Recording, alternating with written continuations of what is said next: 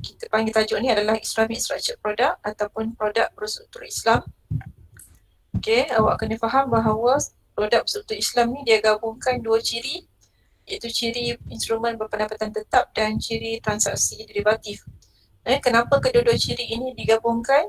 Adalah bertujuan untuk mengurangkan risiko ataupun tujuan dia adalah untuk memindahkan risiko. Maknanya risiko yang ada pada derivatif ini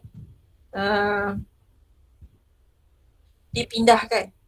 Jadi orang yang melabur dalam derivatif ni dia rasa dia takut duit dia hilang. Tapi dia dalam masa yang sama dia rasa selamat sebab dia ada melabur dalam instrumen berpendapatan tetap. Instrumen berpendapatan tetap. Jadi dia akan rasa selamat. Selamat daripada sudut dia akan dapat balik modal yang dia labur. Kalau dia melabur 10,000, dia akan dapat balik 10,000. Itu pada keadaan yang paling the worst case lah. Maksudnya keadaan yang paling teruk sekali dia akan dapat balik sebanyak mana yang dia laburkan. Kalau dia labur 10,000, dia dapat balik 10,000. Maknanya dia tak dapat untung lah. Tapi kalau dia bernasib baik, dia akan dapat untung daripada pelaburan dalam pelaburan derivatif tadi. Contohnya dalam option. Okay.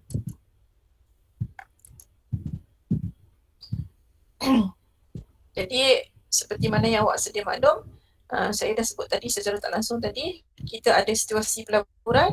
Ini diilustrasikan oleh seorang penulis dalam satu artikel berkaitan dengan Islamic Structured Product.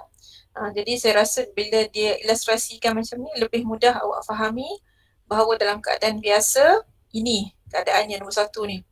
Bila risiko tinggi, keuntungan juga tinggi. Kalau risiko rendah, keuntungan juga rendah. Itu pada keadaan 1 dan 2 adalah keadaan yang normal, keadaan yang biasa. Tetapi apa yang berlaku pada produk berstruktur ataupun structured product adalah kita strukturkan dia supaya risiko yang pelabur hadapi adalah risiko yang rendah, tetapi keuntungan yang bakal dihadapi adalah keuntungan yang tinggi. Sebab apa? Sebab kita dah pindahkan risiko dari derivatif itu kepada instrumen berpendapatan tetap. Okay. Jadi kita lihat di sini dia dah gambarkan daripada ilustrasi tadi telah digambarkan. Contohnya ilustrasi pertama iaitu high risk high return, iaitu bila seorang itu membuat pelaburan, contohnya dia membuat pelaburan dalam pelaburan derivatif. Pelaburan derivatif macam kita tengok dalam pasaran pertukaran asing hari itulah, seperti mana kontrak yang terlibat, kontrak forward, kontrak swap, dan sebagainya untuk mendapatkan proses apa yang dipanggil sebagai keuntungan. Tapi dalam masa yang sama ada risiko yang tinggi bila kita melabur dalam derivatif. Derivatif ni maksudnya benda yang ke depan, yang kita jangkakan, perkara yang kita jangkakan. Dia sama ada jadi ataupun tak jadi. Tapi kalau tak jadi, sekurang-kurangnya kita telah meminimumkan risiko. Itu yang kenapa orang terlibat dalam pasaran derivatif. Sebab kita tahu bahawa di hadapan sana akan ada risiko. Bila kita nak hadapi keadaan tu, kita terpaksa hadapi juga risiko tersebut. Tetapi bagaimanakah kita nak meminimumkan risiko itu? Maka kebanyakan daripada pelabur yang kita kata agak berani, dia akan ambil. Dia kata tak apa, risiko tetap perlu dihadapi. Tapi kita kena minimumkan risiko tersebut. Macam mana kita nak minimumkan risiko itu? Kita terlibat dalam kontrak. Kontrak apa? Kontrak hadapan. Kontrak hadapan sebenarnya kontrak derivatif lah. Kontrak derivatif. Maksudnya contohnya option, ataupun kontrak niaga hadapan ataupun kontrak forward atau swap. Okey. Saya ada jumpa satu video ni. Saya dah jumpa satu video ni. Jadi video ni InsyaAllah lah sedikit sebanyak saya rasa boleh membantu awak. Cuma dia dalam bahasa Inggeris, tak apa, saya akan ambil dan saya akan kongsikan dulu. Mana yang kalau awak nak tengok, awak tengok. Mana dia akan membantu awak lah untuk fahami keadaan yang saya sebutkan tadi, derivatif tadi. Sebab kadang-kadang kita akan hadapi risiko. Jadi bagaimanakah kita nak meminimumkan risiko tersebut? Dengan cara kita mengambil sesuatu produk pelaburan. Dan kalau kita kata keadaan memihak pada kita, jadi kita akan dapat untung dengan kita melabur dalam derivatif itu. Tapi kalau kita rugi, maksudnya kita tak boleh ambil derivatif tu, maka kita akan mengalami kerugian, tapi kerugian kita tidak terlalu besar. dibandingkan kalau kita tidak terlibat dengan pelaburan derivatif tadi. Itu kenapa orang ambil juga derivatif. Sebab tu dia guna perkataan meminimumkan risiko. Okey, perkara yang kedua adalah pelaburan yang punya risiko rendah berkemungkinan menghasilkan keuntungan yang juga rendah. Okey, contohnya bila kita melabur dalam bond ataupun sukuk. Contohnya macam sukuk ijarah kan. Sukuk ijarah dia ada pulangan yang tetap lah kat situ sebab dia berasaskan kepada pulangan, berasaskan kepada sewaan. Jadi bila dia berasaskan pada sewaan, pulangan dia tetap, maka apa yang terhasil adalah risiko rendah, pulangan juga adalah rendah. Okey.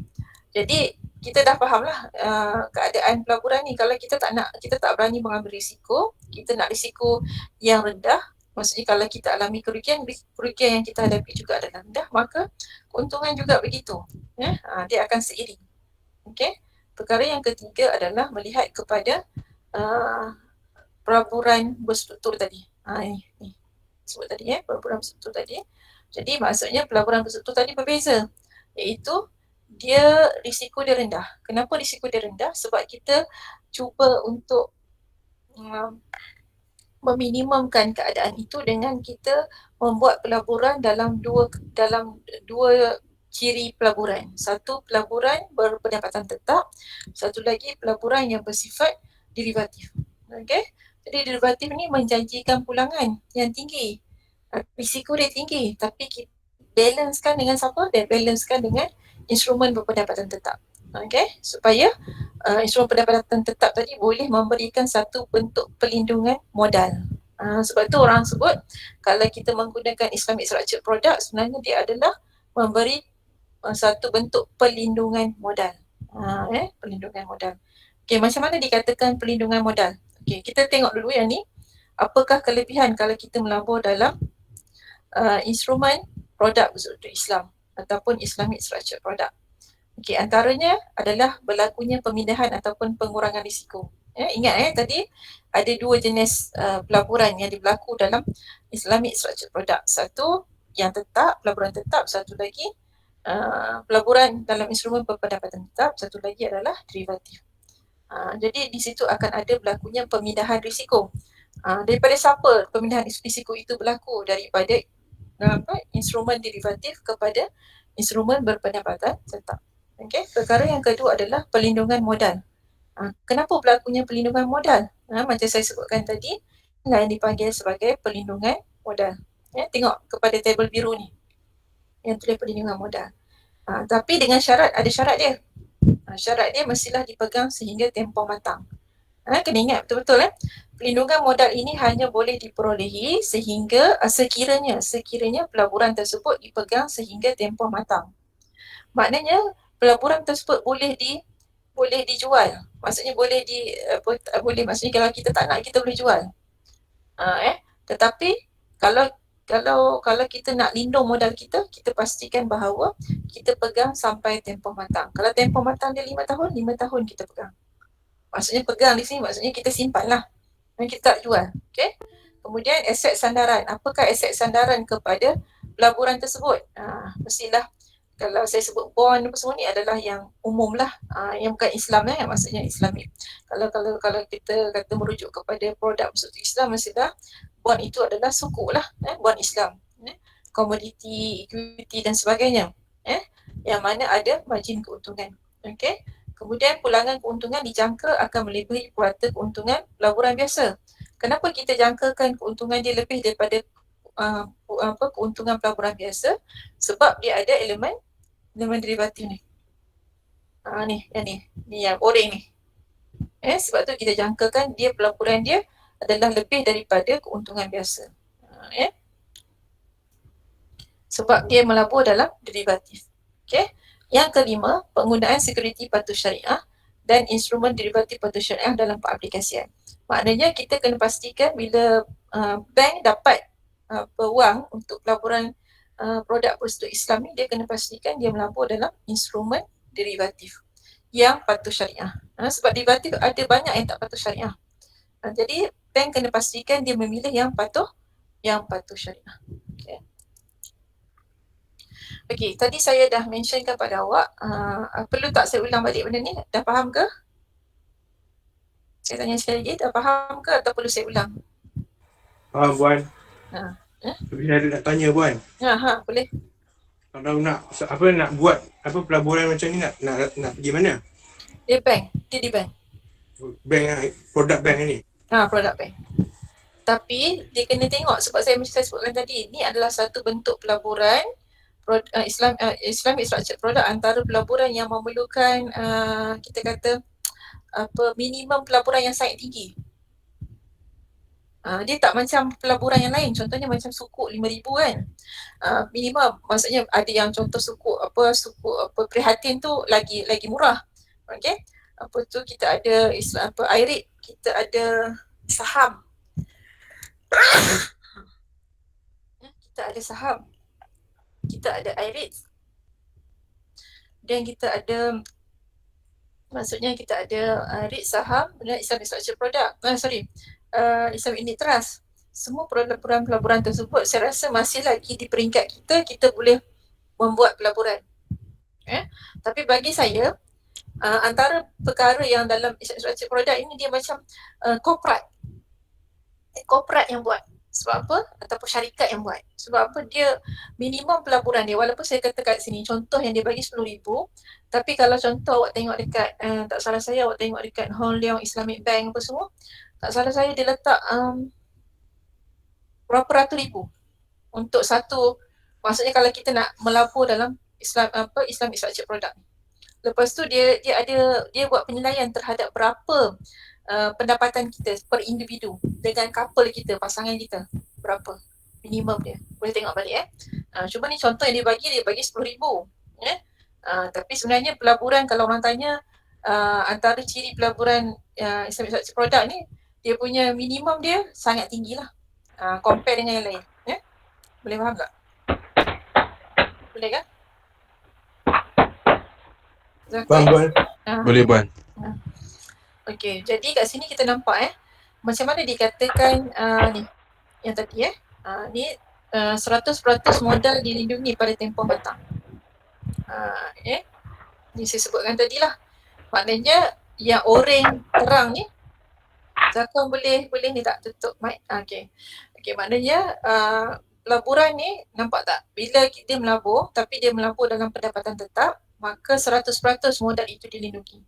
Dan kalau banyak mana dia labur, contoh kita anggaplah 10,000 lah senang jadi 2,000 ni dia melabur dalam yang tanda orang light kan. Maksud tanda kat sini lah ni orang ni yang kedua ni ini kolom yang kedua. Kolom pertama dia melabur dalam kita kata yang instrumen berpendapatan tetap 100% dilindungi apabila dipegang sehingga tempoh matang. Kemudian kolom yang kedua dia buat pelaburan juga yang selebihnya tapi dia melabur dalam derivatif. Jadi derivatif ni dia bailak lah. Maksud saya bailak tu di sini maknanya kalaulah kita kata bernasib baik awak ada untung. Tapi kalau tak bernasib baik awak rugi. Maksudnya awak kehilangan semua lah, maksudnya duit tu hilang semua, 2,000 tu hilang semua. Hilang habis. Jadi hilang habis 2,000 tu tapi nampak tak? Tetap 100% awak dapat balik modal awak. Tu dia tanda orang ni. Orang ni satu level dengan yang ni, kolom 1 dan kolom 2. Tapi dengan syarat dipegang sehingga tarikh matang. Okey. Tetapi maknanya kalau itu sebahagian modal dilindungi pada pengatang. Ni contoh yang lain pula lah. Dia kata andailah kita kata ini kita buat assumption assumption kita macam tu tapi assumption yang seterusnya dia kata boleh jadi juga berlaku di mana pelaburan ni contohnya tarikh mula matang kan, pelaburan dalam aset yang selamat dilaburkan iaitu sebanyak 90% modal dilindungi tapi walau bagaimanapun disebabkan berlakunya keuntungan dalam pelaburan derivatif, maka dia akan cover modal secara keseluruhan bersama dengan keuntungan. Ini semua adalah kita kata apa-apa pelaburan juga ada risiko. Cuma bila kita melabur dalam derivatif ini ataupun derivatif bersama dengan pelaburan berpendapatan tetap, dia sebenarnya seumpama macam kita meminimumkan risiko lah. Kita nak untung, tapi dalam masa yang sama kita juga tak nak hilang modal kita. Jadi apa yang kita buat, kita gabungkan dua ciri tadi. Ciri instrumen berpendapatan tetap dan juga ciri derivatif, risiko yang tinggi tadi untuk menghasilkan pulangan yang tinggi. Okey, seterusnya saya dah sebut tadi, ini adalah ciri utama produk bersekutu Islam. Dalam masa yang sama, ini sama jugalah dengan kelebihan. Kalau sebut ciri tu, sama juga dengan kelebihan yang yang diperolehi apabila kita melabur dalam Islamic Structured Product ataupun produk berstruktur. Okay. Okay, ini contoh yang dia bagi, samalah tadi juga, hampir sama. Tapi kalau awak nak baca, ini adalah tadi saya dapat daripada artikel jurnal. Ini adalah daripada Suruhanjaya Security. Dia bagi contoh macam mana bank buat pelaburan. Bank dapat berapa? 100k, 100,000. Bank akan buat pecahan, 80k dilaporkan dalam instrumen berpendapatan tetap, 20k lagi dilaporkan dalam derivatif. Tapi diandaikan 80k tu kalau labur dapat balik seperti mana campur semua tu dapat balik 100k. Sebab tu dia kata perlindungan modal 100%. 20k ni optional lah. Maksud optional tu maksudnya by luck, alhamdulillah 20k ni tiba-tiba menghasilkan keuntungan juga. Jadi dapat lagi lah 20k lagi, 100 dah tambah lagi 20k tambah lagi untung. Jadi banyak lah dapat kan.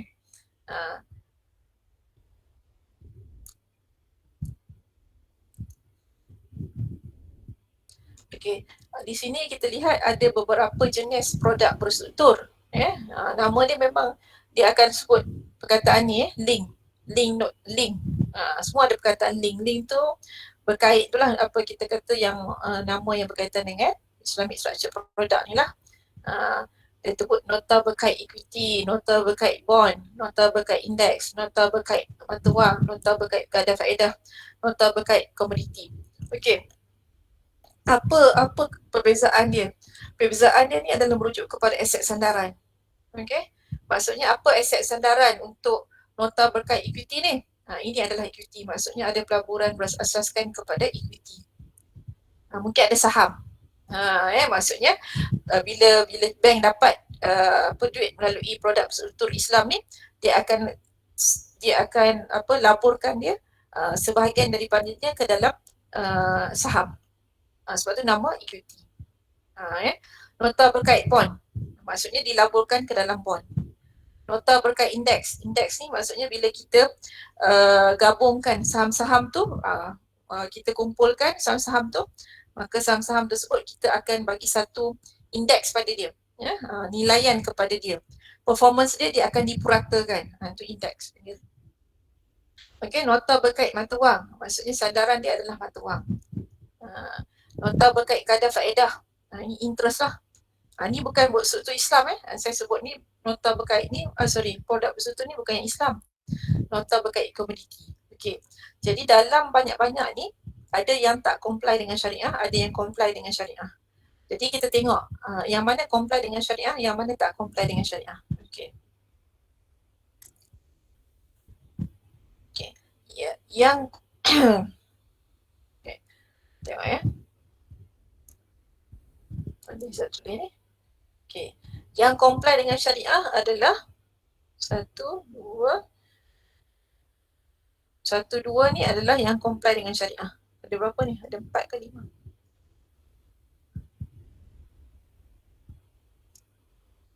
Okey, nota berkait indeks, nota berkait mata wang, nota berkait ni berkait faedah memang totally tak boleh lah ya. Nota berkait dengan bond bukan yang Islam sekejap saya tengok ni. Hari tu saya ada mention dari bawah ni.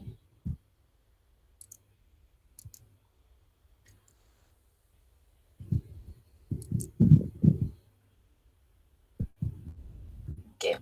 Jadi kat sini kita lihat bahawa ada yang tidak patuh syariah lah ya. Maksudnya kalau kita kata kat sini nota berkait equity ni boleh sebab dia berasaskan pada saham. Kalau berasaskan kepada bond, maknanya tak boleh lah. Bond tu maksudnya yang bukan Islamik tak boleh lah ya. Kemudian kita tengok pula mata wang, boleh ke tak boleh? Okay. Yang ada tak yang buat tentang Islamic Structured Product dalam grup ni? Kumpulan awak ada tak? Ada ke tak ada? Ada ke tak ada? Dia tak berani nak cakap ada ke tak ada. Sekejap. Saya ada tanda sebenarnya dekat dalam ni. Benda yang patuh syariah ni. Takut saya bagi kat awak salah pula.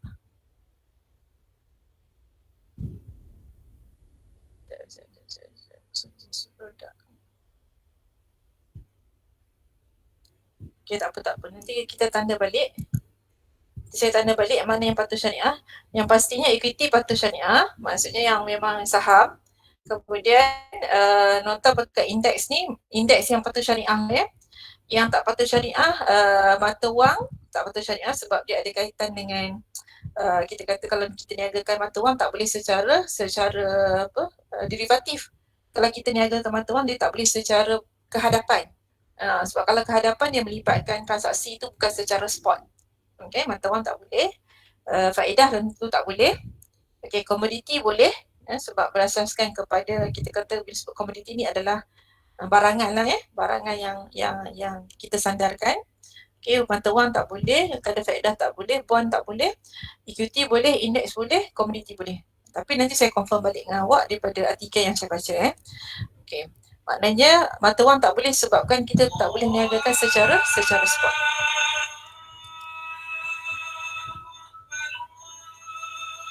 Okey. Okey, ini adalah ciri-ciri utama produk bersekutu Islam. Okey. Maknanya kalau kita gunakan produk bersekutu Islam, dia menggabungkan antara instrumen tetap patuh syariah seperti sukuk dengan instrumen derivatif patuh syariah sebagai aset pendasar. Maksudnya aset pendasar dia mesti patuh syariah. Okey. Maknanya aset pendasar terdiri daripada instrumen derivatif patuh syariah seperti option yang mengaplikasikan prinsip rukun. Okey. Option ni nanti sekejap saya terang awak. Kemudian bercirikan perlindungan modal dengan syarat pelaporan dikekalkan sehingga tempoh matang. Yang terakhir sekali adalah mengaplikasikan prinsip syariah dalam proses konseptual seperti rukun dan wa'ad bagi menggantikan option konvensional. Okey.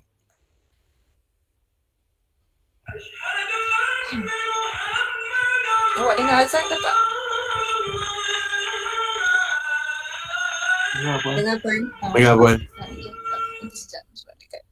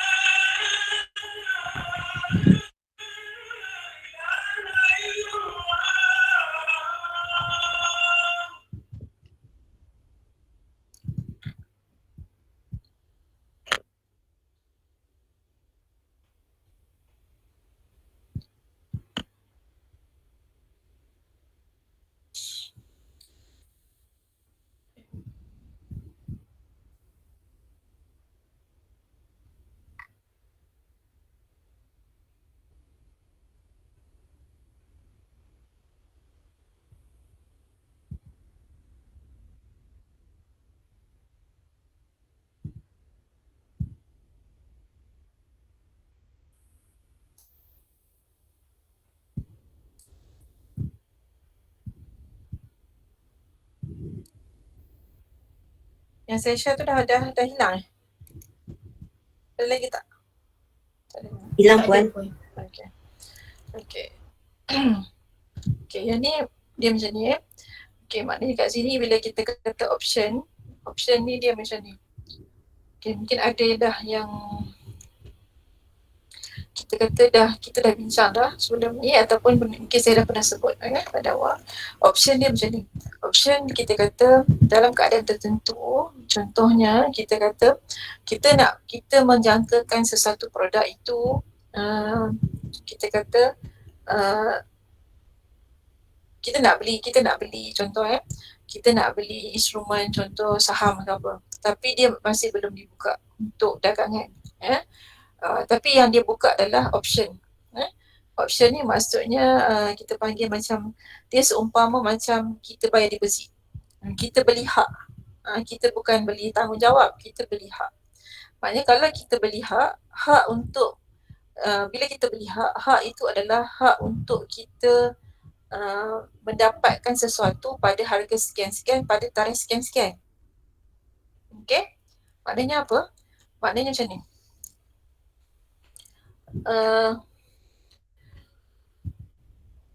Hak itu adalah membeli sesuatu instrumen, okey, pada harga sekian. Okey, tapi kita tak boleh beli pada hari ni. Kita akan beli pada mungkin sebulan akan datang. Barulah syarikat tersebut release instrumen tersebut. Okey. Jadi apa yang berlaku adalah kita mesti ada jangkaan. Jadi kalau jangkaan kita tepat, maka kita akan dapat untung. Tapi kalau jangkaan kita tak tepat, kita akan rugi. Tapi kerugian kita itu mungkin kerugian yang kita kata kita boleh tolerate, kita boleh bertoleransi. Contoh dalam hal ini, awak kata awak jangkakan bahawa saham itu akan naik harga. Harga dia mungkin meningkat dalam RM2 pada tarikh saham itu dibuka untuk dagangan. Okay. Tetapi kalau awak beli option, awak hanya spendkan RM500 untuk option. Tapi awak ada hak untuk membeli saham itu pada harga RM1.50. Contohnya, macam tu. Okey. Jadi bila awak beli option, satu kelebihan dia adalah kalau tekaan awak tepat. Jadi apabila tekaan awak tepat, maka awak akan untung. Sebab apa? Awak boleh beli harga saham itu dengan harga RM1.50. Sedangkan orang lain beli dengan harga RM2. Boleh faham tak? Boleh faham tak boleh? Boleh faham. Itu masuk option. Jadi nampak tak? Option tu nampak, option itu kalau kita relatekan dengan kontrak syariah, ia adalah seperti mana urbun. Pernah dengar tak kontrak urbun ataupun prinsip urbun? Pernah dengar tak? Urbun. Tak pernah dengar, bagi tahu. Pernah dengar, bagi tahu. Tak pernah dengar lagi. Tak pernah dengar. Apa dia? Tak pernah lagi. Okey, yang pernah dengar cakap urbun tu apa? Urbun tu deposit ya, Puan? Betul, deposit. Urbun tu adalah deposit. Siapa cakap tadi? Tadi ya? Ya, saya, Puan. Okey. Urbun tu adalah deposit. Okey. Maknanya apa? Dia macam seumpama deposit. Sebab apa? Bila awak beli dia, contohnya macam tadi kan, awak beli dia RM500. Jadi awak ada hak untuk menggunakannya pada tarikh sekian dengan membeli harga sekian. Contohnya, okey, let's say lah kita kata harga tu contohnya betul RM1.50. RM1.50. Jadi, kenapa kita kata dia macam deposit? Sebab kalau dah awak jadi beli harga saham tersebut pada RM1.50, maka option itu akan jadi sebahagian daripada harga. Tapi kalau tak jadi beli, contohnya tiba-tiba jangkaan awak meleset. Meleset macam mana? Bukanlah seperti yang awak jangkakan, iaitu RM2. Rupa-rupanya RM1.30. Jadi awak nak buat apa dengan urbun tu? Awak tak perlu guna urbun tu. Jadi kalau tak guna, maka rugilah RM500. Macam tu. Itulah urbun. Maksudnya di sini awak bukan membeli sebab tu orang kata membeli hak. Awak membeli hak, bukan membeli tanggungjawab. Kalau tanggungjawab kita kena tunaikan. Kalau hak ini dia sekadar macam sebab tadi dikaitkan dengan konsep urbun dan wa'ad. Janji. Maknanya macam seumpama berjanji akan membeli saham tersebut pada harga RM1.50. Kalau harga tersebut lebih daripada RM1.50. Tapi kalau harga tersebut bukan RM1.50 tapi RM1.30, maka saya tak beli. Boleh ke tak boleh? Itulah urbun.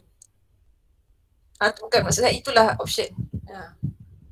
Maksudnya kita membeli hak untuk mendapatkan sesuatu pada tarikh sekian, dipanggil exercise date lah.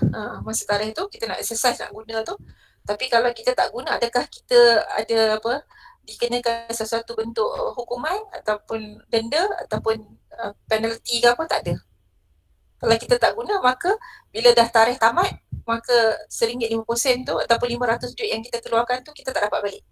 Dia akan hangus macam tu saja. Sebab itulah dia dikaitkan dengan urbun. Urbun ini adalah deposit. Macam awak nak beli barang, awak letak duit sebagai deposit kepada barang tu, tiba-tiba bila sampai satu masa awak tak jadi nak beli barang tu, maka duit RM500 itu akan balik. Sebab tu option dikaitkan dengan urbun dan juga wa'ad. Janji, sekadar janji untuk membeli. Okay, bukan nak membeli tapi janji untuk membeli. Kalau jadi, beli. Kalau tak jadi, hanguslah duit option tadi. Okay, itu adalah berkaitan dengan produk Sekutu Islam.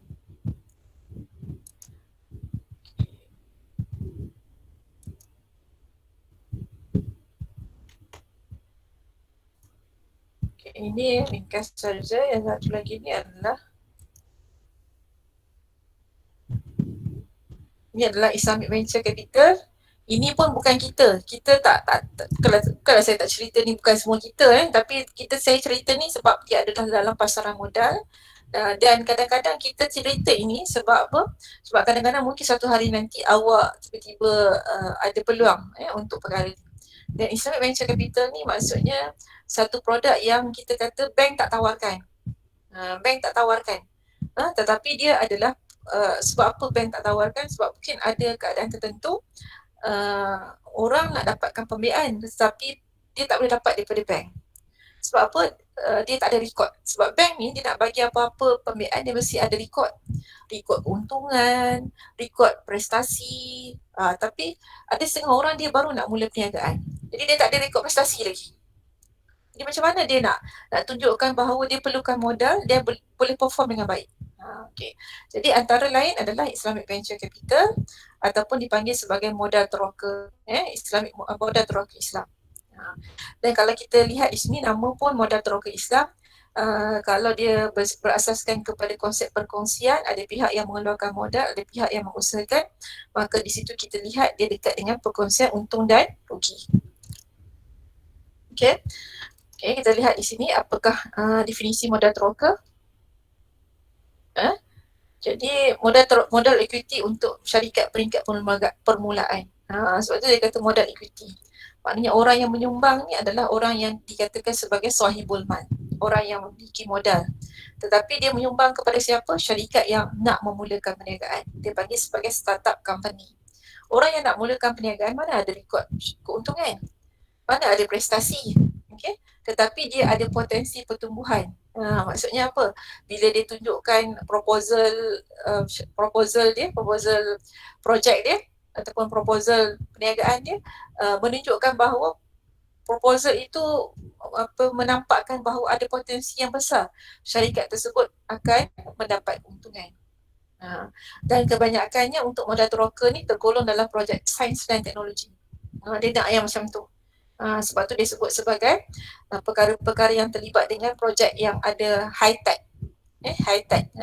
Projek sains dan teknologi dan menyediakan perkhidmatan pengurusan dan perlindungan kepada mereka untuk memperoleh pertumbuhan modal sederhana dan panjang melalui pemindahan ekuiti. Maknanya orang yang terlibat dalam hal ini biasanya kerajaan lah yang akan menyumbang kepada modal teroka. Dia bukan setakat menyumbang modal sahaja, tapi juga menyediakan perkhidmatan pengurusan dan perundingan. Pengurusan dan juga perundingan. Okey. Jadi kita lihat kat sini, ini saya ambil daripada penulisan Dr. Azrin Alisa, pensyarah UKM, dan juga mungkin inilah kot biasanya supervisor dia lah, Hairul Fatini ni, yang menulis tentang aplikasi modal toroka dalam koperasi di Malaysia.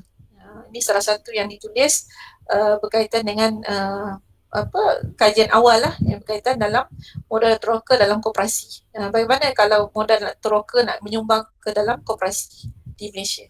Jadi antara syarikat-syarikat yang mendapat modal toroka ni, ni bukan modal toroka Islam dia tunjuk ni. IVC ni Islam, Islamic. IVC Islamic Venture Capital. Ini yang Islamic lah. IVC Ke saya salah ni? Sekejap. Ataupun venture capital saja. Nanti saya mak balik. Kadang-kadang tulis ni. Okey. Tengok saya tulis venture capital. Okey. Syarikat yang mendapat dana venture capital maksudnya modal toroka VC. Not IVC VC. Okey, antaranya adalah syarikat ni. Contohnya pelapor dia, kita pun tak tahu nama-nama orang putih ni kan. Dia dapat modal toroka di peringkat apa? Modal benih. Dipanggil seed. Seed ni modal benih modal benih iaitu peringkat awal betul-betul masa nak mulakan company. Iaitu pada 30 Jun 2011. Okey. Untuk ni dia dapat berapa pula untuk modal benih juga? Iaitu pada 1 Oktober 2012 syarikat yang sama mendapat lebih kurang 150,000 yang modal. Ini syarikat yang kedua adalah modal benih. Maksudnya modal awal iaitu sebanyak 550,000. Ini adalah syarikat-syarikat yang mendapat yang dikatakan sebagai modal benih, modal peringkat awal daripada venture capital tadi. Dan untuk pengetahuan awak, yang menyumbang banyak kepada venture capital ini adalah kerajaan. Kerajaan yang akan bagi modal tersebut. Sebab kita kena faham lah, venture capital ni dia sangat berisiko sebab syarikat tersebut belum ada track record keuntungan, belum ada lagi keuntungan, baru nak mula perniagaan. Siapa yang nak bagi modal? Biasanya kerajaan akan bagi modal. Sebab apa? Mungkin projek tersebut adalah projek yang high tech, ada potensi yang tinggi dalam teknologi. Okey, apakah konsep modal toroka? Okey, kita tengok di sini. Okey, pelabur. Kalau di sini adalah kerajaan lah melabur kepada syarikat modal toroka tadi. Kan kita dah sebut tadi modal syarikat modal toroka tadi akan maksudnya kat sini syarikat modal toroka pelabur kan, syarikat modal toroka akan menyumbang kepada syarikat penerima modal toroka. Maksudnya kat sini kita kena faham lah, kerajaan mesti lantik satu pihak lah yang tertentu untuk memantau perjalanan modal toroka ni, sebab mereka bukan sekadar menyumbang modal tetapi juga menyumbang kemahiran pengurusan.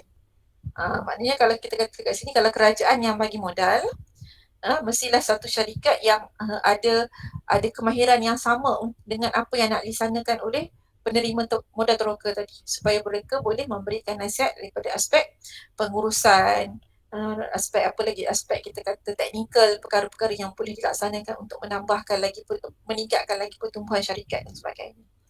Itulah kelebihan dalam modal toroka yang tak ada dalam kita kata sumbangan modal yang lain, sebab mereka menyumbang kepada pengurusan juga. Mereka menyumbang daripada aspek kemahiran juga kepada syarikat yang menerima modal toroka. Okay.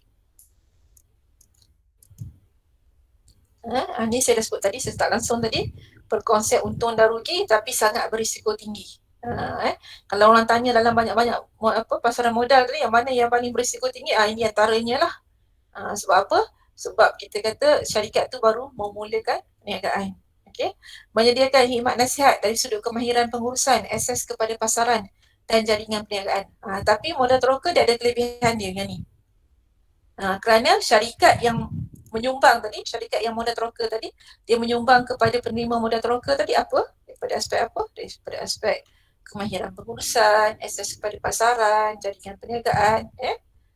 Kemudian membiayai urus niaga baharu akan tetapi terhalang daripada mendapat pembiayaan dari institusi kewangan. Okay, kita faham tadi bahawa syarikat itu baru nak mulakan perniagaan. Dia tak ada rekod lagi keuntungan. Jadi sebab itu dia terhalang untuk mendapat pembiayaan daripada mana? Daripada bank. Cuma modal teroka dia lebih bagi kita kata tumpuan kepada produk yang berinovasi dan berteknologi. Itu mungkin halangan jugalah kalau kita ni syarikat yang buat kerepek macam mana? Syarikat buat kerepek kan, tak bolehlah masuk dalam kategori berinovasi dan berteknologi tinggi. Kena cari modal lain pula.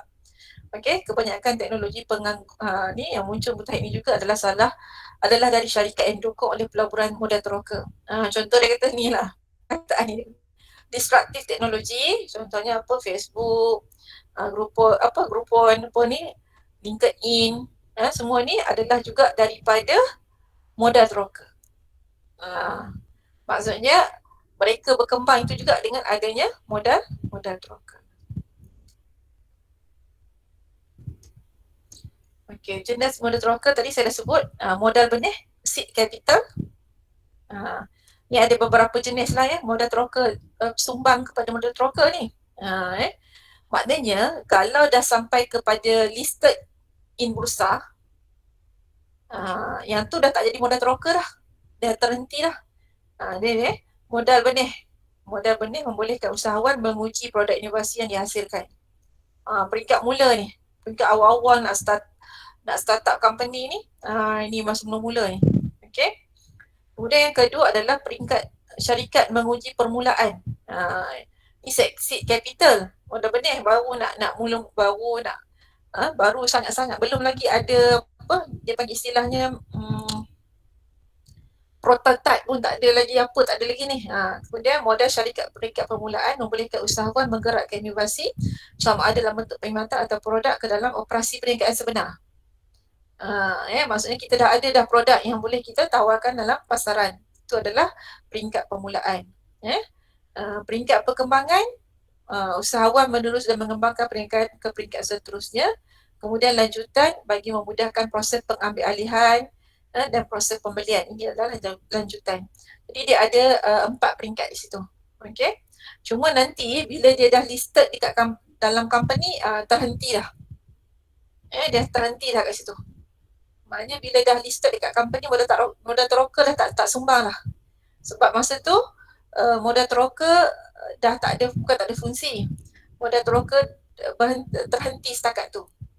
Sebab bila kita dah listed dalam bursa, yang menyumbang modal bukan lagi modal teroka. Yang menyumbang modal adalah public lah. Orang awam akan bagi modal secara tidak langsung melalui pembelian saham.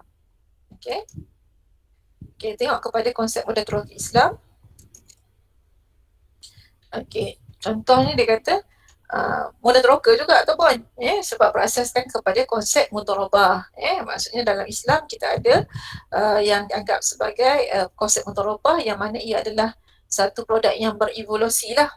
Maksudnya daripada zaman Rasulullah SAW, mana telah ada proses perkongsian untung di antara Siti Khadijah, Sayyidina Khadijah dengan Nabi Muhammad SAW. Itu juga adalah mudharabah. Kemudian aplikasi modal teroka pula telah dimulakan oleh umat Islam sebelum abad ke-15. Contohnya dalam Kesultanan Utsmaniyah, dalam sektor perkilangan dan perdagangan kain dan pengeluaran bantal dan kasut. Itu juga dianggap sebagai modal teroka. Macam saya sebut tadi, modal teroka biasanya yang menyumbang adalah kita kata kerajaan. Sumbangan modal dia besar. Dia bukan macam kita kata kita bagi RM5,000, RM10,000. Macam tadi dia bagi macam RM155,000. Agak besar. Jadi syarikat, kalau kita kata bank pun, bank tak sanggup akan bagi kalau tak ada rekod keuntungan. Jadi biasanya bank nak rekod keuntungan. Jadi biasanya untuk seed capital, modal benih, selalunya tak nak kita kena dapatkan daripada pihak yang sanggup nak menanggung risiko. Jadi dalam hal ini yang sanggup menanggung risiko sebenarnya kerajaan lah. Tapi walau bagaimanapun kerajaan dalam masa yang sama dia akan memberi bantuan daripada aspek daripada aspek memberikan nasihat daripada aspek pemasaran, jaringan perniagaan dan sebagainya. Kemudian kerajaan mula melihat kepentingan Muratoka termasuk Muratoka Islam. Contohnya inisiatif dari kerajaan mula tertonjol seperti penubuhan ni MTDC, Nation Technology Development Corporation, sebab kita tahu bahawa kadang-kadang kerajaan perlu menyumbang untuk mempercepatkan proses pengembangan dalam aktiviti teknologi. Nak cepat. Nak cepat. Jadi bila nak cepat, nak tak nak kerajaan kena bagi apa? Suntikan. Ada pihak yang dia ada kemampuan nak buat, tapi modal tak ada. Jadi kerajaan boleh bantu daripada aspek modal teroka. Okay. 3 kontrak syariah mula digunakan seperti musyarakah, mudharabah dan wakalah. Dan tawaruk juga digunakan bagi membeli aset seperti penerima pelaburan. 3 kontrak syariah mula digunakan seperti musyarakah, mudharabah dan wakalah. Maknanya kat sini adalah kontrak ini, maksudnya kontrak perkongsian ni sama ada kita menggunakan musyarakah ke, mudharabah ke ataupun wakalah, perwakilan. Kita wakilkan untuk seseorang itu melakukan pelaburan. Dan aspek yang lain adalah tawaruk juga digunakan bagi membeli aset tetap penerima pelaburan juga boleh digunakan menggunakan konsep tawaruk. Okey. Jadi dalam hal ni untuk konsep modal teroka Islam ni kita ada panduan yang dikeluarkan oleh Suruhanjaya Sekuriti iaitu pada tahun 2008 Sebab macam saya sebutkan tadi untuk modal teroka ni dia mungkin tak terlalu dari sudut perkembangan dia tu ada tapi dia agak lambat. Sebab apa? Dia bukan semua orang bukan semua orang perlu. Ada orang yang perlu tapi disebabkan oleh bukan bank yang buat. Kalau bank buat dia mesti cepatnya. Kan? Ataupun kita kata ada pihak yang tertentu, contohnya ada Suruhanjaya Sekuriti ke apa ke, dia di bawah kawalan Suruhanjaya Sekuriti juga. Tapi dalam hal ini pemantauan tetap daripada Suruhanjaya Sekuriti. Sebab apa? Sebab dia adalah produk pasaran modal. Kena ingat tu lah bila dia produk pasaran modal, walaupun siapa pun yang melaksanakan, siapa pun yang terlibat tetap di bawah pemantauan Suruhanjaya Sekuriti. Okey. Tetapi kalau kita tengok panduan dia 2008, terdapat 3 keperluan utama supaya sesebuah modal teroka atau syarikat pengurus dana teroka disenaraikan sebagai modal teroka Islam atau syarikat pengurus modal teroka Islam. Iaitu apa? Maksudnya kita kena penuhilah 3 keperluan ni, iaitu hendaklah berdaftar menurut garis panduan pendaftaran SMT dan SPMT. Inilah syarikat modal teroka dan juga syarikat pengurus modal teroka. Maknanya mesti ada pendaftaran tersebut. Kemudian ada penasihat syariah, sebab kita declare bahawa kita modal teroka Islam, mesti ada penasihat syariah yang dilantik. Dan hendaklah mematuhi syariah termasuk aset yang mendasari dan juga aktiviti pelaburan. Maknanya walaupun kita kata modal kita adalah sumbangan daripada pihak kerajaan, tapi kalau kita declare bahawa kita menggunakan modal teroka Islam, jadi kita kena pastikan aktiviti perniagaan itu juga adalah patuh syariah dan aset yang berdasari juga adalah patuh syariah. Okey, jadi itu adalah berkaitan dengan konsep modal teroka Islam. Okey.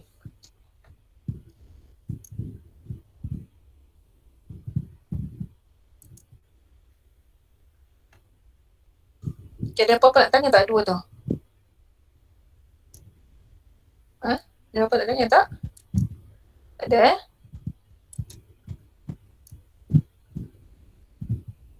Okay, tak apa kot.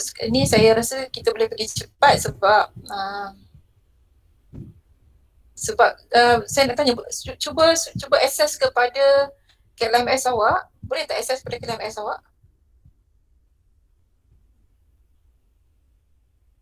Boleh tak? Assalamualaikum, boleh access pada KLMS awak tak? Boleh Puan. Okey, boleh access kepada kuisan tu tak? Dan boleh tengoklah jawapan apa yang awak buat dan jawapan apa yang betul. Boleh Puan. Boleh dah? Okey. Kalau macam tu kita pergi secara laju aja lah. Sekejap.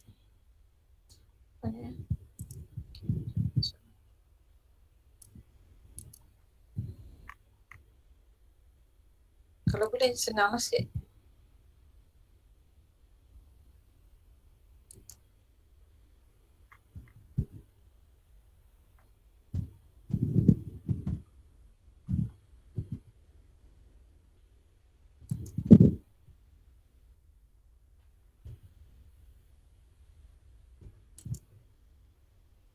Sekejap ya.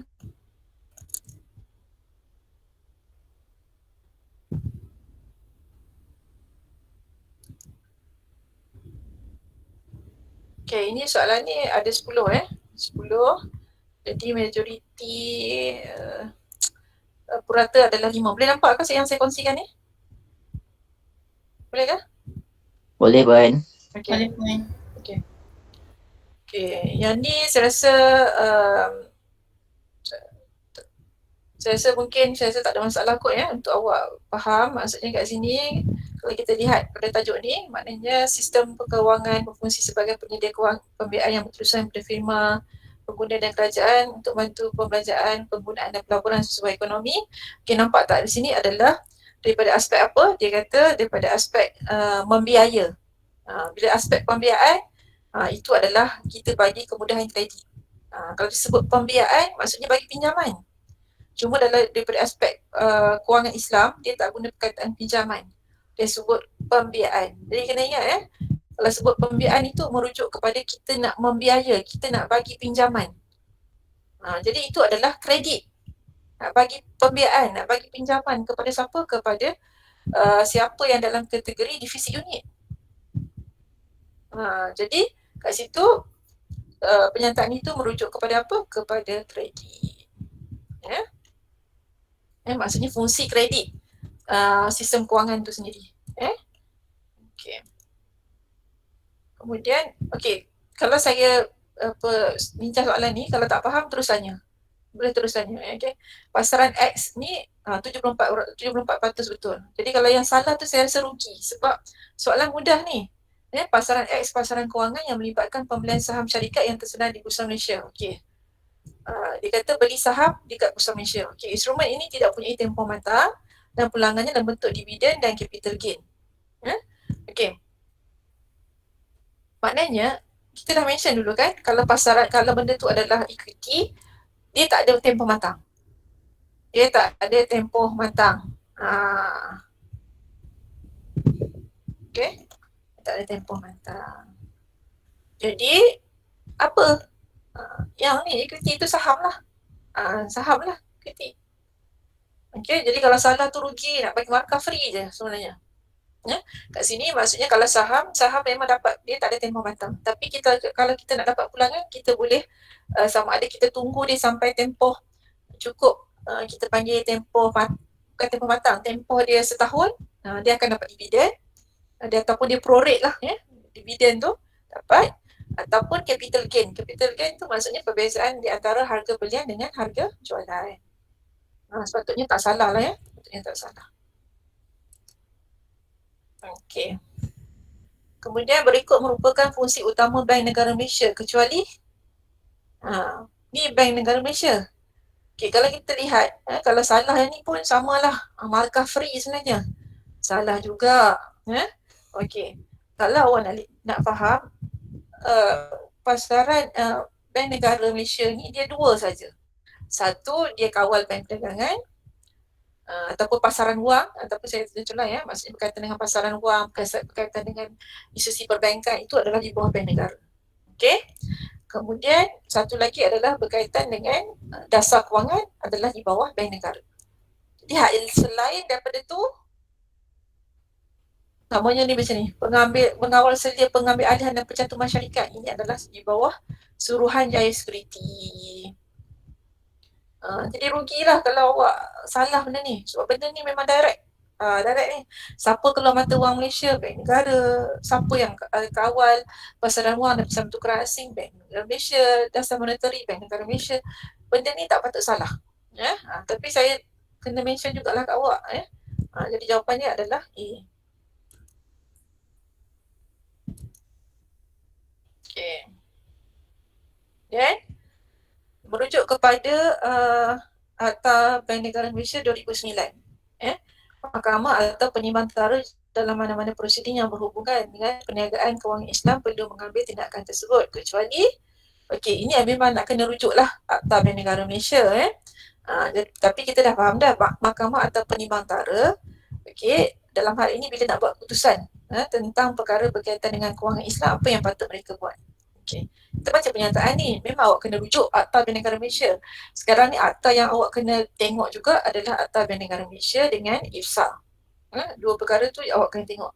Tapi biasanya saya dah highlight dah sedikit sebanyak dalam pernyataan saya di dalam fungsi Bank Negara Malaysia, dengan fungsi Majlis Penasihat Syariah Bank Negara Malaysia, fungsi Majlis Penasihat Syariah Suruhanjaya Security. Saya dah highlight dah perkara tersebut. Okey. Jadi awak boleh lihat dalam akta yang dah dibagi dalam ni KLMS. KLMS ada, dalam nota KLMS ada. Kalau kawan-kawan awak tak dapat cari, tolong masukkan dalam WhatsApp group. Dalam KLMS saya dah share dah Akta Bank Negara Malaysia dan juga IFSA, Islamic Financial Services Act, saya dah masukkan. Dah, lama dulu lagi. Jadi maksudnya akta tu dah ada, cuma mungkin bahagian-bahagian tertentu sahaja yang awak kena rujuk berdasarkan kepada slide kita. Mungkin slide tu dah ada, tapi macam biasalah slide tu ringkas. Takut nanti awak kata teringkas tak apa jelas. Okay, boleh rujuk kepada Akta Bank Negara Malaysia 2009. Okay. Dia kata kecuali, maksudnya kenyataan yang salah. Kenyataan yang salah. Okey, kenyataan yang salah. Mengambil pandangan yang mungkin berbeza dengan putusan Majlis Penasihat Syariah kerana merujuk putusan kes dahulu. Okey, ini adalah pernyataan yang salah, totally salah. Sebab apa? Sebab saya dah mention dulu kepada awak, Majlis Penasihat Syariah adalah satu majlis ataupun satu institusi ataupun satu badan yang bila dia buat keputusan, keputusan dia adalah terikat. Mengikut Akta Bank Negara Malaysia, keputusan Majlis Penasihat Syariah adalah terikat. Jadi sebarang keputusan yang nak kita buat, kita kena rujuk Majlis Penasihat Syariah dulu. Maksudnya mahkamah ataupun penimbang tara kena rujuk dulu Majlis Penasihat Syariah. Apa keputusan Majlis Penasihat Syariah? Dia tak boleh berbeza dengan keputusan Majlis Penasihat Syariah. Contohlah kita kata tiba-tiba hakim kata dia nak berbeza. Tak boleh. Sebab apa tak boleh? Sebab dalam akta dah cakap. Dalam akta dah cakap. Tapi tak apalah, awak nak baca juga, tak apa baca. Mengambil kira mana-mana keputusan Majlis Penasihat Syariah Bank Negara Malaysia, mengambil keputusan sedia ada yang diputuskan oleh Majlis Penasihat Syariah, kerana keputusan tersebut adalah mengikat. Okey, betul.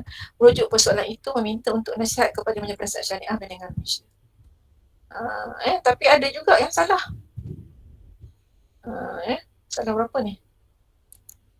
1, 2, 3, 4. 40% salah. Hampir 40% salah. Ini pun soalan-soalan yang mungkin memberi markah percuma saja kepada awak. Okay. Berikut adalah benar berkaitan Majlis Penasihat Syariah Bank Negara Malaysia. Jadi tolong hati-hati dalam pernyataan ini. Sama ada saya nyatakan Bank Negara Malaysia ataupun Suruhanjaya Security. Takut nanti saya letak kat situ Suruhanjaya Security tapi awak ingat Bank Negara Malaysia. Baca betul-betul. Okey, yang benar kecuali. Benar kecuali. Maksudnya cari pernyataan yang salah. Jadi pernyataan yang salah senang saja.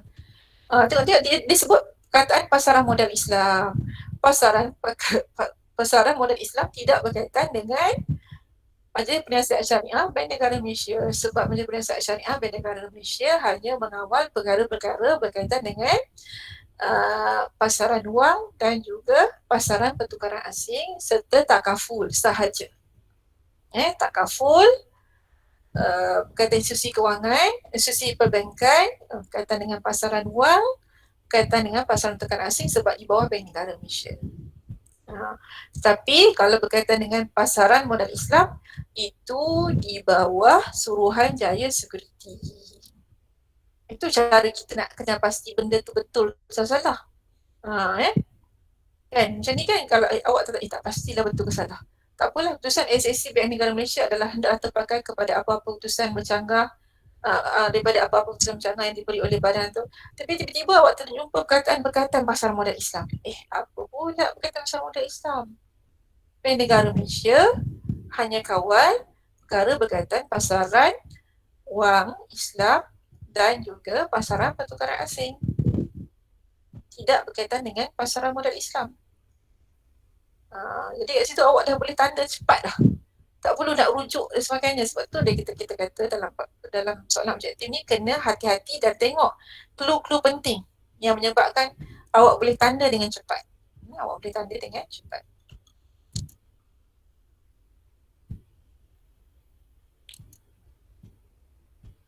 Okey, dah tadi. Okey, yang ni pula fungsi utama Badan Penasihat Syariah SAC SC. Alah pula ini SC pula tadi Bank Negara Malaysia. Okey, tak apalah. Memanglah itu kita nak ajar kan.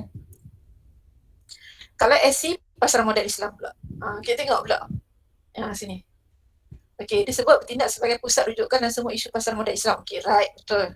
Memberi nasihat kepada SC dalam perkara berhubung pembangunan pasaran modal Islam yang finansial. Betul. Pasaran modal Islam kan? Okey, menentukan pemakaian prinsip syariah maknanya apa-apa perkara yang berhubung dengan transaksi pasaran modal Islam. Betul. Okey. Sekarang jawapan ayat 3. Okey. 1, 2, 3 kami confirm dah. 1, 2, 4 dah confirm dah. Okey, tapi kita ada 3 pilihan je. Tak apalah, kita baca tengok ni. Okey. Memberi nasihat kepada mana-mana orang mengenai apa-apa isu syariah yang berhubung dengan perniagaan kewangan Islam. Yang ni tak apalah kita kata tak pasti, maksudnya awak kena rujuklah. Kena rujuklah daripada aspek, contohnya awak kena buka slide lah. Pernyataan ini hanya ada pada apa? Pada SAC Bank Negara Malaysia ke? Kalau ada pada SAC Bank Negara Malaysia, maksudnya pernyataan ini salah lah. Jadi kat sini macam tu cara kita, sebab tu kelebihannya bila awak dapat rujuk kepada, awak dapat rujuk apa? Awak dapat rujuk slide. Tapi biasanya kalau awak kata awak tak sempat rujuk, pernyataan ni confirm betul. Pernyataan 2 confirm betul. Maknanya 1, 2 dah confirm. 3, yang ni kan awak kata, ni dah tak ada pertikaian apa ni. Semua berkaitan dengan aksi pasaran modal Islam. Okay, 1, 2, 4 betul dah. Cuma nak pastikan 3 ni. Kalau dia berbeza pun nak tengok dia wujud dekat SAC Bank Negara Malaysia ke SAC SC. Tapi kat situ sebab dia ada 3 pilihan dan kita dah confirm dah 3-3, okay, kita akan tanda dululah tick 1, 2, 4 ni. Itu cara dia lah, sebab bila awak boleh rujuk buku. Kalau awak tak boleh rujuk buku, maknanya awak terpaksa mengingatlah sikit. Adakah berkaitan dengan isu-isu syariah yang berhubung dengan perniagaan kewangan Islam ni hanya diletakkan dalam SAC. Biasanya pernyataan ini adalah pernyataan daripada akta. Daripada akta. Jadi biasanya pernyataan akta dia kata memberi nasihat kepada mana orang apa-apa isu syariah yang berhubung dengan perniagaan kewangan Islam ni. Biasanya macam saya pun, saya bagi pilihan jawapan ni, biasanya saya rujuk kepada apa yang tertera pada akta.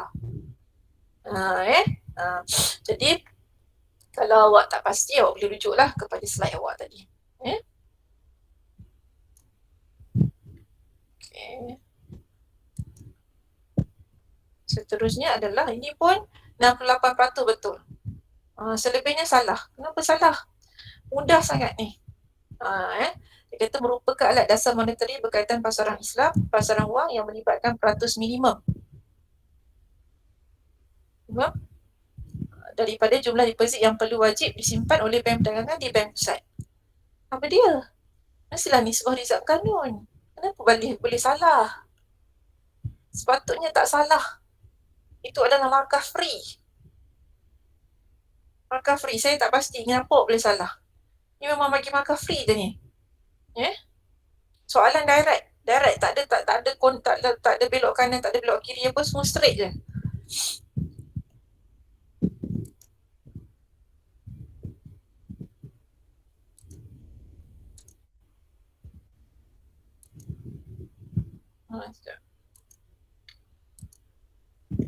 Okey, berikut adalah tindakan yang mungkin dilakukan oleh Bank Negara Malaysia melalui polisi kewangan bagi merancangkan aktiviti ekonomi negara akibat dilanda pandemik COVID-19.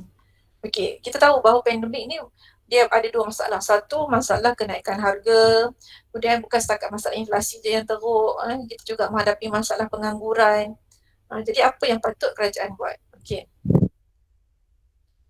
Jadi kat sini kita seumpama nak menambahkan bekalan wang dalam pasaran lah kan. Kalau kita melalui dasar kewangan, betul tak? Mestilah nak menambahkan pasaran, nak menambahkan wang dalam pasaran supaya aktiviti ekonomi dapat ditingkatkan, menambahkan peluang pekerjaan dan sebagainya. Okey. Jadi kat sini apakah tindakan kerajaan yang boleh dilakukan supaya kita boleh menambahkan bekalan wang dalam pasaran? Ini awak kena rujuklah. Apa tindakan kerajaan yang boleh meningkatkan bekalan wang dalam pasaran? Okay. Perkara pertama, meningkatkan nisbah rizab kanun. Ini bukan menambah bekalan wang dalam pasaran, tapi mengurangkan bekalan wang dalam pasaran. Okey, saya bagi contoh.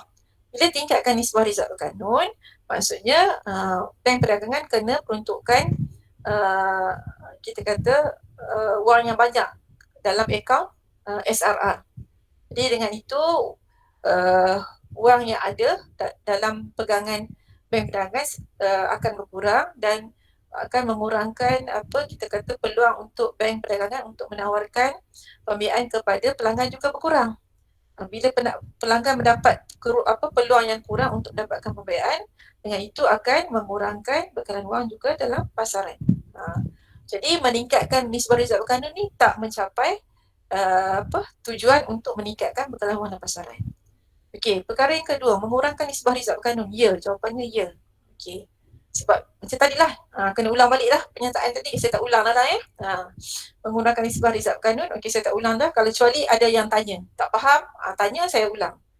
Saya anggap bila tak tanya, semua orang faham. Bila saya ulang banyak kali, mungkin ada yang bosan. Puan tak payah, Puan dah faham dah. Okey, mengurangkan nisbah rizal berkanun, dia lawan kepada meningkatkan lah. Kat sini, bila kurangkan nisbah rizal berkanun, menambahkan peluang bank perdagangan untuk menawarkan pembiayaan kepada pelanggan. Jadi pelanggan boleh dapatkan pembiayaan yang lebih banyak. Dengan itu menambahkan bekalan wang dalam pasaran. Okey, jadi tercapailah tujuan tadi. Okey. Dua betul. Okey, dua betul. Okey, kemudian menjual aset kewangan. Sebab dia kata tindakan yang boleh dilakukan oleh bank negara. Jadi bank negara menjual aset kewangan kepada bank perdagangan. Okey. Kalau jual, bank perdagangan akan kurang duit dia sebab dia beli. Okey. Tapi kalau bank negara beli, maka pada ketika itu bertambah wang bank perdagangan. Jadi jawapannya adalah 2 dan 4. Saya tengok ramai yang salah ni. Maksudnya bila ramai yang salah, maksudnya ramai yang tak jelas. Tapi bila ditanya, faham. Bila ditanya, faham. Bila diuji, rupanya tak faham. Tapi sebab tak ada yang tanya, saya assume faham lah. Okey. Yang seterusnya adalah perkembangan sistem kewangan Islam di Malaysia. Okey, didorong oleh faktor-faktor berikut. Iaitu daripada tahun 1993 sampai 2001. Ini kat tahun pertengahan bukan tahun peringkat awal, sebab tahun peringkat awal 1983. 1983. Okey. Ini 1983 ni yang tengah. Okey. Okey, jadi didorong oleh faktor peningkatan bilangan. Okay, penyataan saya ni membantu awak untuk memilih jawapan sebenarnya. Didorong oleh faktor peningkatan bilangan atau kuantiti peserta pasaran. Saya sebut peserta pasaran. Pembangunan pasaran kewangan dan proses mengharmonisasikan terma-terma syariah oleh badan yang dipertanggungjawabkan. Okey, penyataan di atas disokong oleh bukti kewujudan siapa? Okey, kita sebutkan tadi adalah kuantiti peserta pasaran. Siapa kuantiti peserta pasaran? Mestilah Islamic Windows, pasaran wang, dan juga Bank Islam yang kedua. Yang ISRO ni dia wujud selepas 2001. Ini kalau awak tak boleh, awak kena rujuklah kepada, kalau awak tak ingat, awak kena rujuklah slide. Tapi kalau tak nak rujuk slide, awak boleh tengok kepada pernyataan ni, awak boleh dapat clue lah kat sini. Kalau ISRO ni dia lebih kepada bukan mengharmonisasikan terma, tapi lebih kepada pembangunan pasaran modal Islam daripada aspek, maksudnya kita kata kajian-kajian berkaitan dengan syariah dalam perbankan Islam, perbankan dan kewangan Islam. Dia fasa yang ketiga seterusnya. Okey.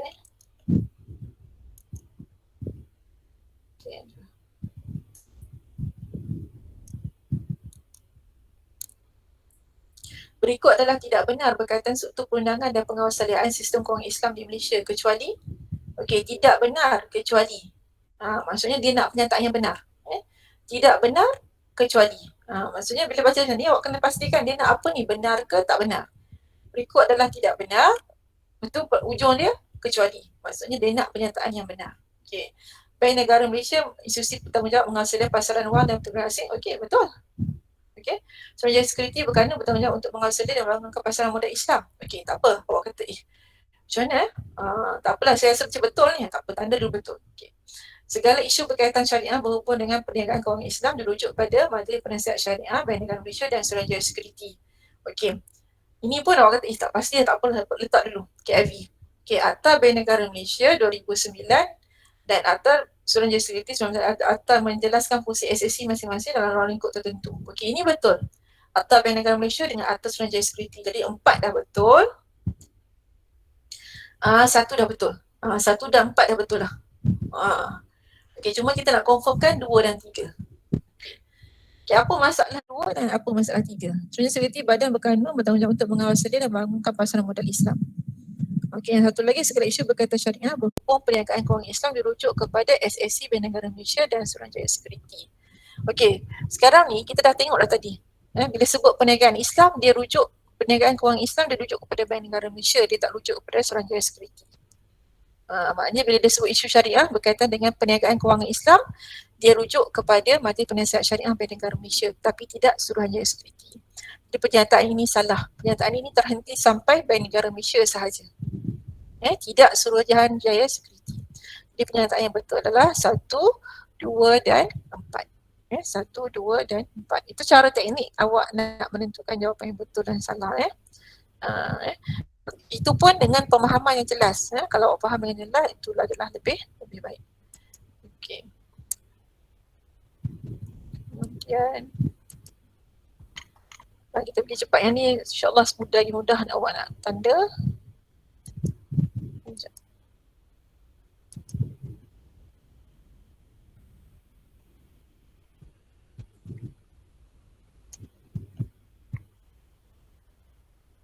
Alhamdulillah yang mudah awak tanda sebab dia tak banyak macam tadi lah.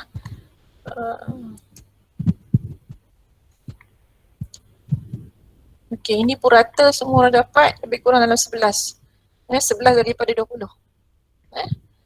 Okey, ada yang dapat yang tinggi pun. Tengok tinggi Hadi 15, Tahniah, Rashidah 18. Ahmad Irfan 15. Ikhwan 15, Akilah 16.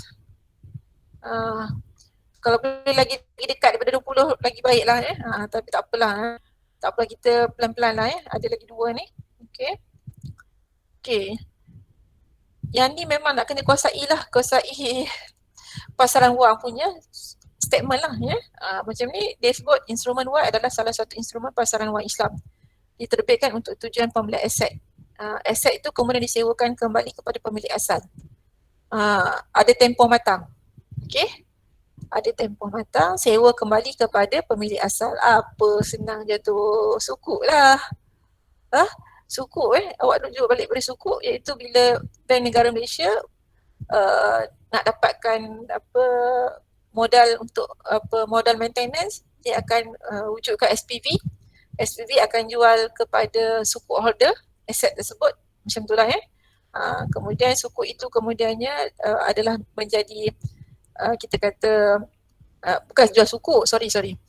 Bukan jual sukuk Okey, kita kata Bank Negara wujudkan SPV. SPV akan beli aset daripada Bank Negara Malaysia. Kemudian untuk pembelian aset tersebut, SPV yang diwujudkan oleh Bank Negara Malaysia akan wujudkan kita kata sukuk.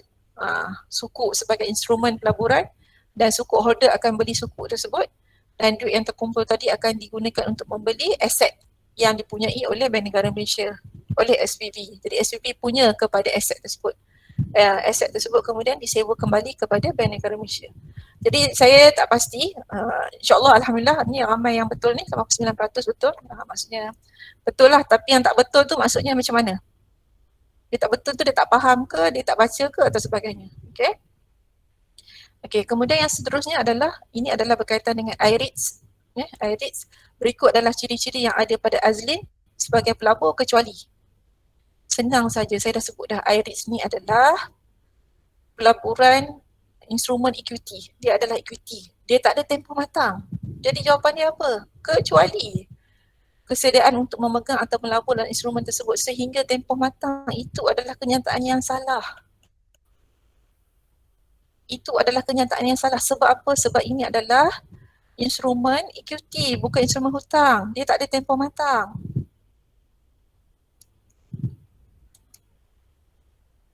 Berikut adalah peranan yang dimainkan oleh pasaran wang Islam dalam sistem kewangan di Malaysia, kecuali yang ni. menawarkan peluang pelaburan jangka pendek kepada pelabur, betul.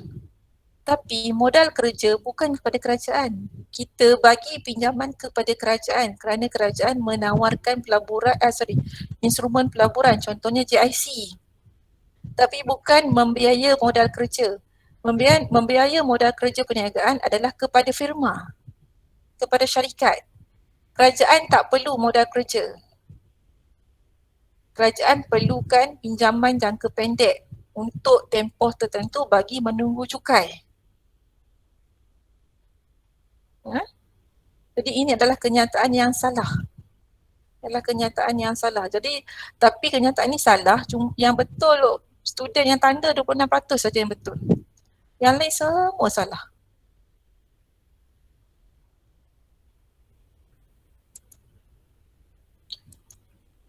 Okey. Kemudian berikut adalah peranan yang dimainkan oleh pasaran wang Islam dalam sistem kewangan, kecuali.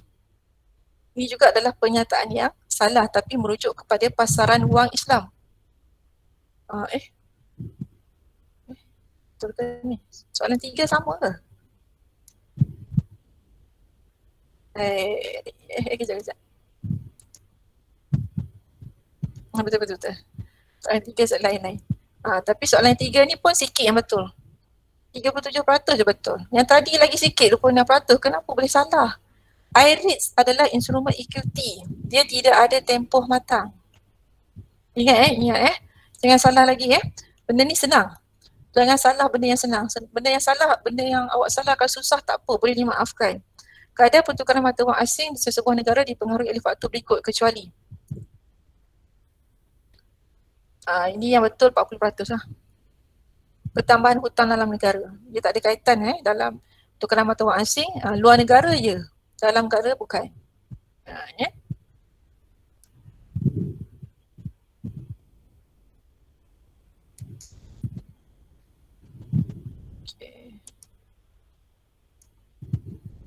Okay, instrumen X diterbitkan berasaskan kontrak mudharabah.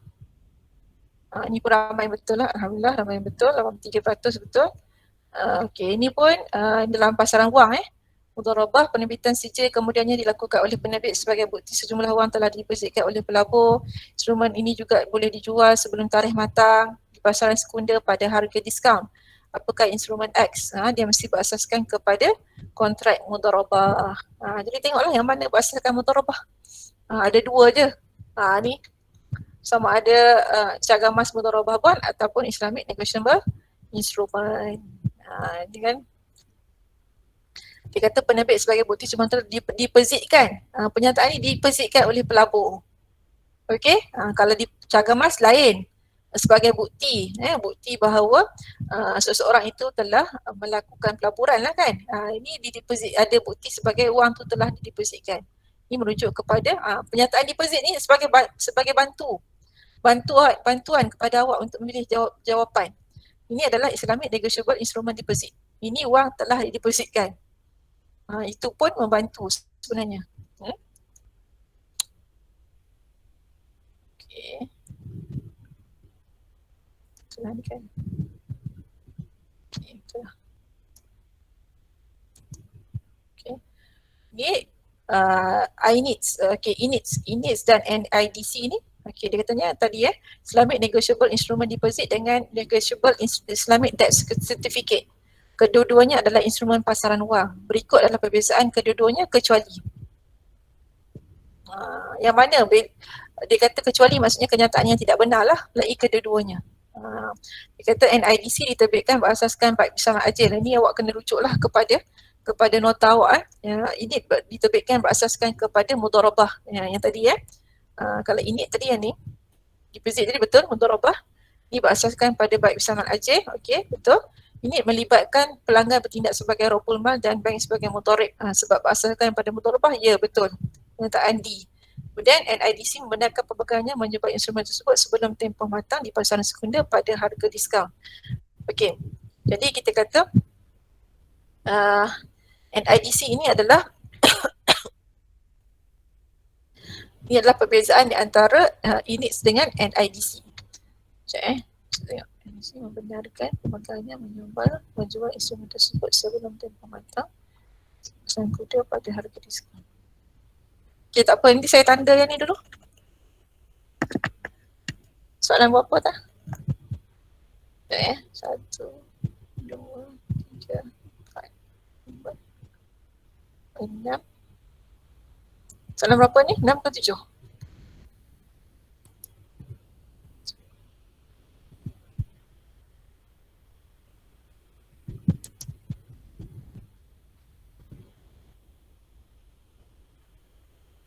Dah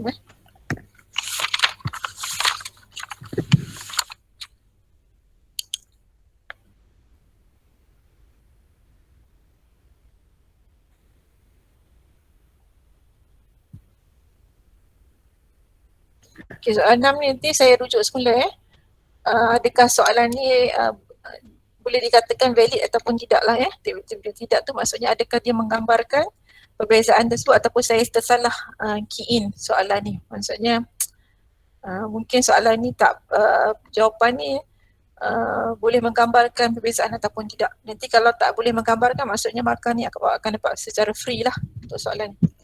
Ini soalan nombor 6. Okay. 3, 6, 7. Okey, soalan 7 ni adalah berkaitan dengan ciri-ciri khusus pasaran modal.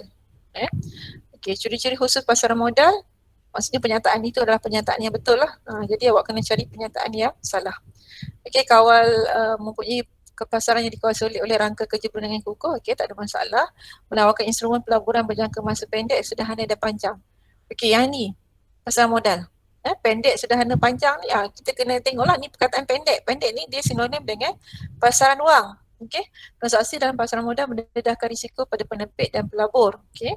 Kemudian instrumen pasar kewangan yang ditawarkan oleh adalah mewakili tuntutan kewangan yang diterbitkan oleh firma yang memerlukan pembiayaan. Okey. Dekat sini pernyataan pendek ni ada masalah. Pernyataan yang tidak tepat untuk khusus untuk pasaran modal. Biasanya pasaran modal ni adalah sederhana dan panjang. Dia melebihi daripada satu tahun. Okey, 1 tahun dan ke atas lah maksudnya kat situ. Jadi 1, 3 dan 4. Itu adalah untuk jawapan soalan 7.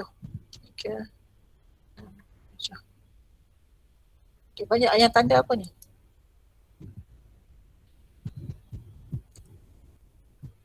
Satu, 2 dan 3.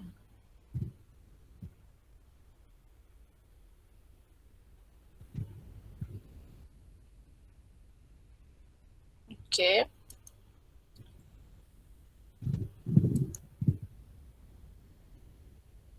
Okay, yang ni berkaitan dengan Badan Penasihat Syariah Suruhanjaya Sekuriti iaitu mengadaptasikan pendekatan kuantitatif 2 peringkat iaitu tanda aras aktiviti perniagaan dan tanda aras nisbah kewangan. Jadi tanda aras ini kita tahu bahawa tanda aras nisbah kewangan dia ada 2 dan tanda aras nisbah kewangan juga ada 2. Tanda aras aktiviti perniagaan ada 2, tanda aras nisbah kewangan juga ada 2. Okey. Okey, tanda aras nisbah kewangan ni dia meliputi hutang berteraskan faedah ke atas jumlah aset. Tanda aras 5% dan tanda aras 20% ini merujuk kepada tanda aras aktiviti perniagaan. Okey, tanda aras 5% dan nisbah kewangan meliputi tunai, akaun dan instrumen ke atas jumlah aset. Okey. Dan seterusnya adalah tanda aras nisbah kewangan yang meliputi tunai ke atas jumlah aset dan hutang ke atas jumlah aset. Okey, yang ni memang awak kena rujuk kepada pernyataan yang diberikan di dalam slide lah ataupun dalam nota yang saya telah kemukakan. Di situ kita nyatakan ada 2 peringkat iaitu kuantitatif tapi kita ada 2 pembahagian iaitu tanda aras nisbah kewangan dan tanda aras aktiviti perniagaan. Tanda aras aktiviti perniagaan itu merujuk kepada tanda aras 5% dan 20%. Tapi yang tanda aras nisbah kewangan itu dia merujuk kepada tanda aras kita kata tanda aras bagi jumlah aset. Maksudnya jumlah tunai dan jumlah kita kata tanda aras kewangan yang meliputi tunai ke atas jumlah aset dan hutang ke atas jumlah aset. Itu tanda aras ni. Tunai ke atas jumlah aset dan hutang ke atas jumlah aset. Tunai ni tunai yang dalam akaun konvensional dan hutang ini adalah hutang konvensional. Okey. Jadi pernyataan yang manakah yang salah? Iaitu tanda aras 5% dan nisbah kewangan meliputi tunai ke atas jumlah aset, akaun dan akaun dan instrumen Islam. Maksudnya kat sini dia merujuk kepada dia sebut kataan akaun dan instrumen Islam. Ini yang salah ni. Sebab yang kita rujuk kataan ini bukan akaun dan instrumen Islam, tapi merujuk kepada akaun dan instrumen konvensional. Itu yang nak dirujuk pernyataan ini. Jadi apa yang betul ni?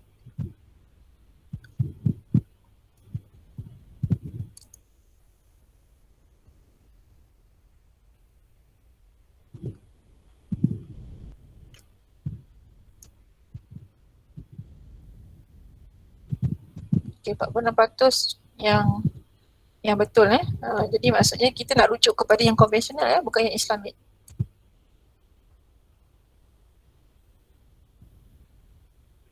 Okay. Okay, yang ni pula kita nak rujuk pada ini adalah merujuk kepada berikutlah tindakan yang sepatutnya dilakukan oleh pelabur apabila sesuatu sekuriti patuh syariah bertukar status kepada tidak patuh syariah. Maknanya kalau kita tengok pada saham, kalau saham itu bertukar daripada patuh syariah kepada tidak patuh syariah, apa tindakan yang patut kita buat?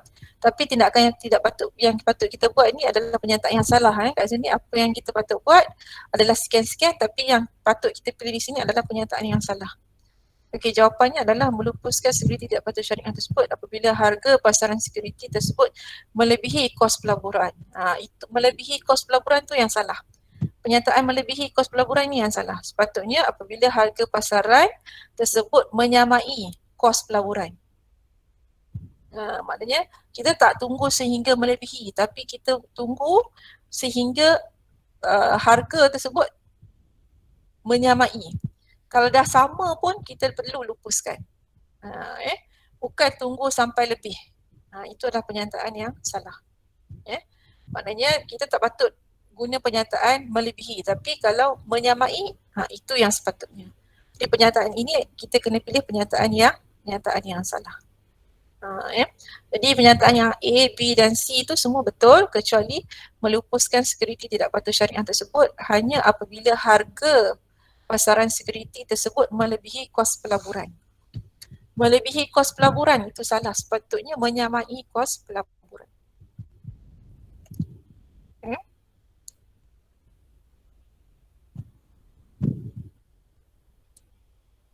Okay. Yang ni pula berikut adalah perkara yang membezakan antara amanah pelaburan hartanah Islam dan unit trust. Okey, ini pun soalan yang sangat mudah. Sebab saya dah mention dulu kan pada awak bahawa IREITS dia kena ada hartanah. Bila dia ada hartanah, dia mesti ada pengurus hartanah tu. Tetapi tidak Islam unit trust. Jadi apa yang membezakan antara kedua-duanya adalah unit trust tidak ada pengurus hartanah. Tapi amanah pelaburan hartanah dia ada. Yang lain itu semua ada pada kedua-duanya kecuali pengurus hartanah. Sebab pengurus hartanah ini hanya ada pada amanah pelaburan hartanah secara Islam, IREITS sahaja. Okey. Jadi sayang soalan ni mudah. Patutnya awak dapat betul. Semuanya patut betul. Okey. Yang ni pula adalah berkaitan dengan hutang perumahan Islam. Hutang perumahan Islam, kalau kita lihat antara semua ni, awak dapat lihat bahawa saya dah mention dulu, saya kata Cagamas berhak adalah untuk membeli hutang perumahan Islam. Sebab apa? Bila Bank Islam menawarkan pembiayaan perumahan banyak untuk tempoh yang panjang, macam mana Bank Islam nak menjalankan perniagaan dia kalau dia tersangkut dengan hutang yang panjang tu? Maka apa yang dibuat adalah hutang-hutang tersebut disekuritikan dan dijual kepada Cagamas Berhad. Dan Cagamas Berhad beli dengan wang daripada bon mudharabah Cagamas. Bon mudharabah Cagamas ataupun Cagamas mudharabah bon. Okey. Jadi itu pun pernyataan yang memberikan markah free pada awak sebenarnya. Okey. Okey, ini 97% betul. Yang tadilah alhamdulillah ramai yang betul, 97% betul. Okey, yang ni pula adalah berkenaan dengan Islamic Interbank Money Market menawarkan pelaburan jangka masa pendek. Ini pun markah free sebenarnya. Ya, insyaAllah, Alhamdulillah ramai yang betul, iaitu 83%. Mudharabah Interbank Investment, MIII. Iaitu overnight money overnight money. Kalau awak lihat kat sini pun, kalau dalam interbank money market pun ada dua saja, iaitu MII dengan CM, Komoditi Murabahah. Yang lain dalam pasaran wang Islam secara umum tapi IIMM produk dia yang khusus adalah Mudharabah Interbank Investment dengan Komoditi Murabahah. Okey. Kemudian seterusnya adalah berikut adalah instrumen pasaran wang Islam yang fokuskan kepada pembiayaan modal kerja dan mempromosikan perdagangan domestik dan antarabangsa. Pernyataan ini adalah domestik dan antarabangsa. Kalau awak lihat kat sini, sukuk ni ini memang untuk sukuk lah. Untuk dapatkan modal bagi Bank Negara Malaysia. GII ini untuk dapatkan pembiayaan sementara bagi bagi kerajaan. Okey? Jadi 3 dan 4 ni salah. Nama pun perdagangan, mestilah import dan ekspor. Jadi jawapan dia adalah 1 dan 2. Berapa orang yang betul ni? 83% betul. Alhamdulillah.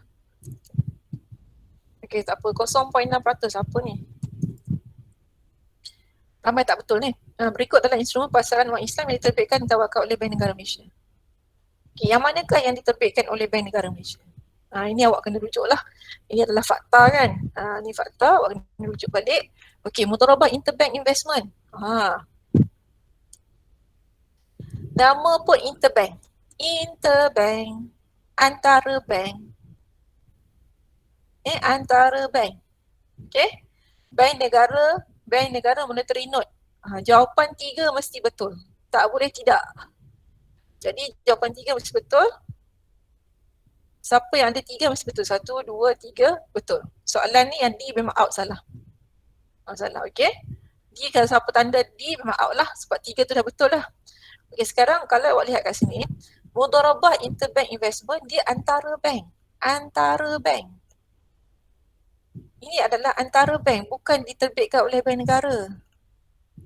MII adalah antara bank Islam Malaysia Berhad dengan apa? Dengan mana-mana bank yang mengalami defisit unit. Siapa yang defisit unit akan dapatkan daripada surplus unit.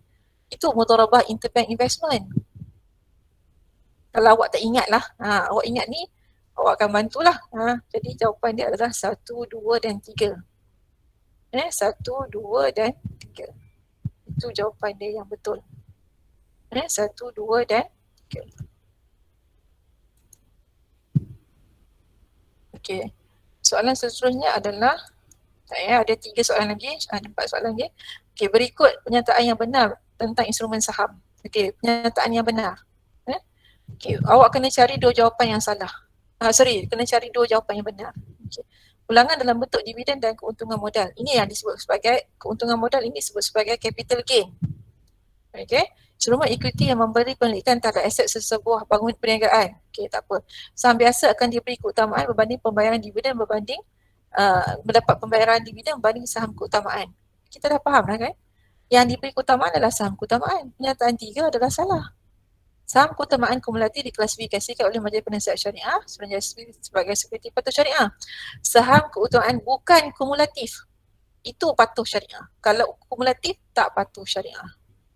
Jadi 3 dan 4 adalah pernyataan yang salah. Yang betul adalah 1 dan 2. 1 dan 2. Macam mana boleh salah? Tahulah macam mana boleh salah kan? Dirani semua ramai betul berkaitan dengan Islamic Unit Trust. 94% betul, iaitu kelebihan melabur dalam unit trust kecuali. Pernyataan yang salah berkaitan dengan unit trust. Okey. Kecuali. Okey. Pelaburan yang stabil daripada sewaan dan peningkatan nilai hartanah. Inilah unit trust. Nilai hartanah adalah IREITs. Senang sahaja. Soalan ni yang paling saya rasa macam untuk markah 20 ni banyak soalan yang mudah untuk awak skor. Contohnya peningkatan nilai hartanah. Peningkatan nilai hartanah adalah IREITS. IREITS yang melibatkan sewaan sebab dia adalah IREITS Islamic Real Estate Investment. Islamic Investment. Okay. Real Estate, Islamic Real Estate Investment Trust. IREITS. Okay. Jadi sewaan itu merujuk kepada apa? Merujuk kepada hartanah. Maksudnya IREITS merujuk kepada hartanah. Jadi pernyataan yang salah adalah A.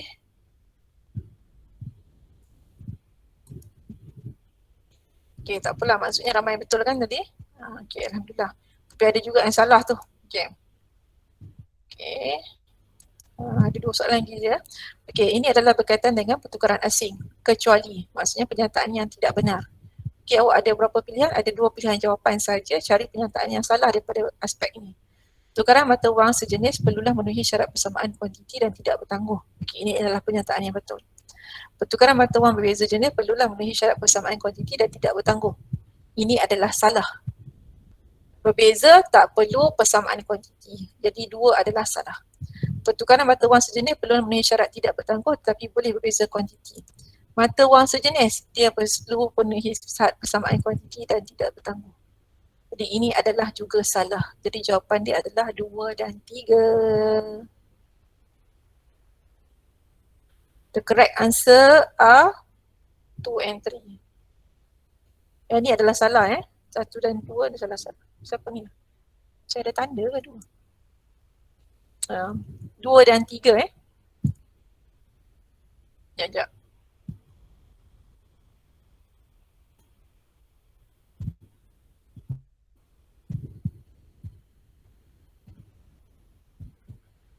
Saya ada tanda 2 ni. Sekejap.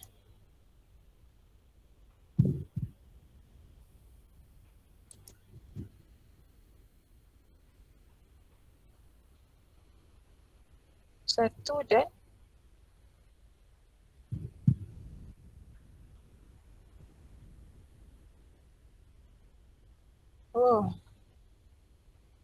saya tanda 2 kan ni?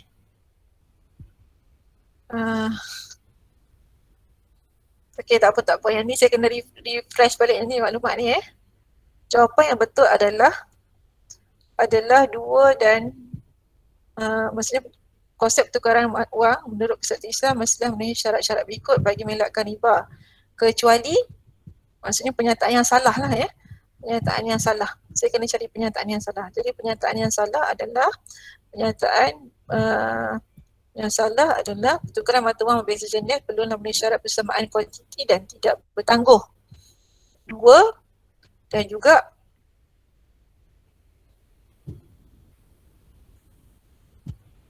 pertukaran mata wang berbeza jenis mestilah memenuhi syarat persamaan kuantiti dan tidak bertangguh. Ini adalah pernyataan yang salah. Okey, kemudian pertukaran mata wang sejenis perlulah memenuhi syarat tidak bertangguh tetapi boleh berbeza kuantiti. Jadi jawapan dia adalah 2 dan 3. Patutnya jawapannya adalah 2 dan 3 sahaja. Jadi mereka yang jawab 2 dan 3 sahaja yang betul. Jadi siapa yang jawab 1 dan 4 adalah salah Nanti saya akan refresh balik maklumat ni. Maksudnya saya akan terpaksa go through satu-satu soalan ni.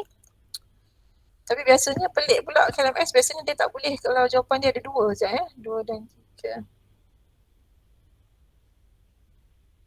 Ni soalan 18, 19, 20. Soalan 18. Soalan 18 saya ni tengok balik. Jadi mungkin maka awak akan berubah lah Soalan 18 saya kena refer semua soalan awak.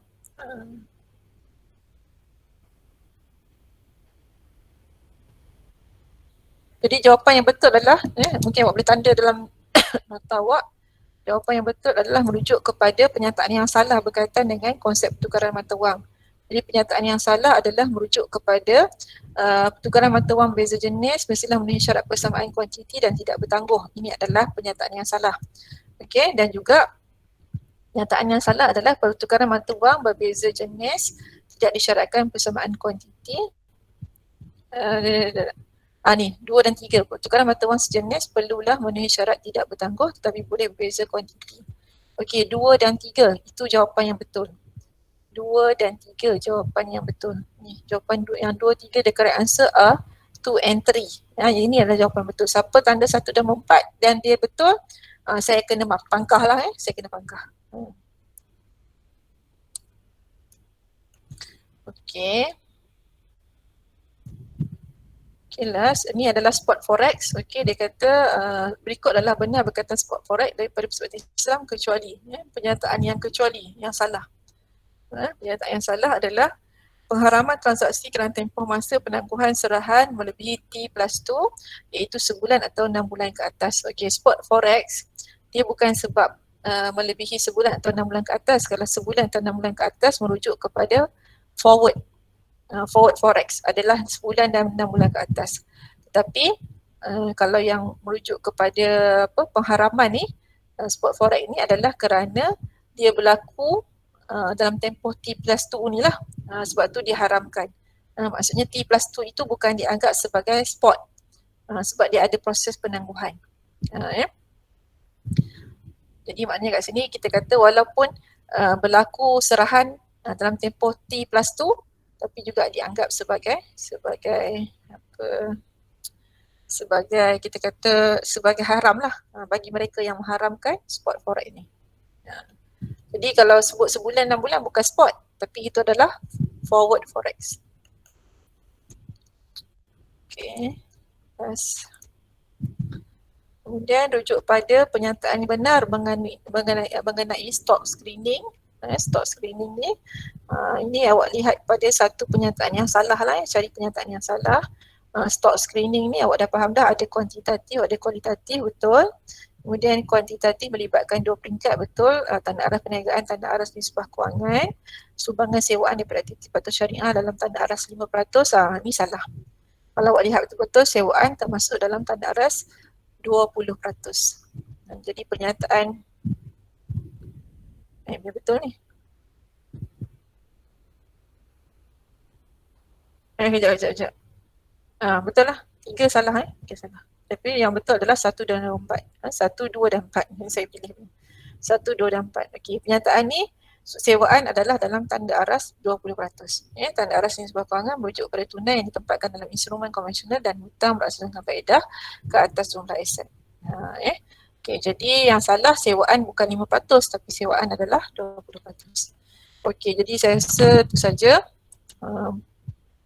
Kalau awak kalau awak dapat ikuti perbincangan ni, saya harap kalau awak dapat ikut, alhamdulillah. Kalau awak tak dapat ikut, awak boleh rujuk balik apa yang awak dah jawab dan jawapan saya, dan yang dapat ikut tu saya harap semoga ada proses penambahbaikan untuk jawapan di masa hadapan. Kita ada 40 soalan lagi.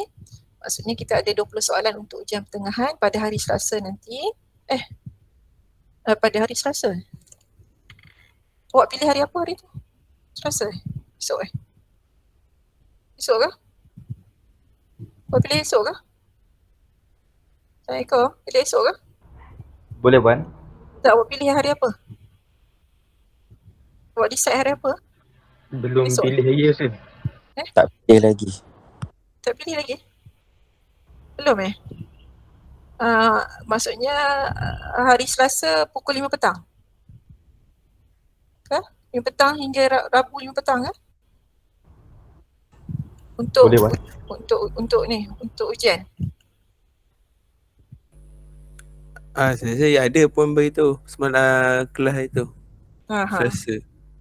Okey, jadi besok awak ada masa untuk buat sedikit revision daripada apa yang kita dah bincang tadi.